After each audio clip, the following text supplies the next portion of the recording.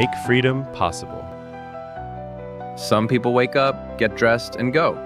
For others, the day can't even start until the person arrives, the one without whom getting dressed, school, and the whole day simply don't happen. Ajdin is 13 and in the 7th grade.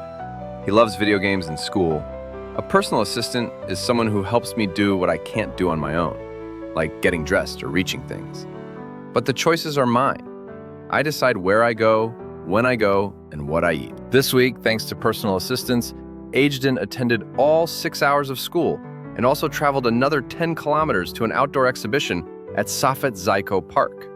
Without personal assistance, those 6 hours and those 10 kilometers simply don't exist. When there's no personal assistance, Ajdin says, that means I just sit at home and do nothing. I don't go to school, I don't go to therapy, and then my condition gets worse. That's not just a boring day. It's a step backward for his health. Right now, Ajdin has only 10 hours of personal assistance per month.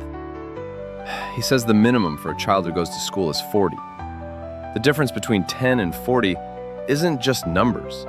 It's the difference between I stay home and I go to school every day. Hours of assistance cost money, but it costs even more when a child is cut off from school, therapy, and friends.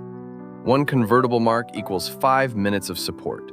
For someone like Ajdin, those 5 minutes can be the difference between 4 walls and a whole world. You can support the campaign by making a donation through our bank account or via PayPal.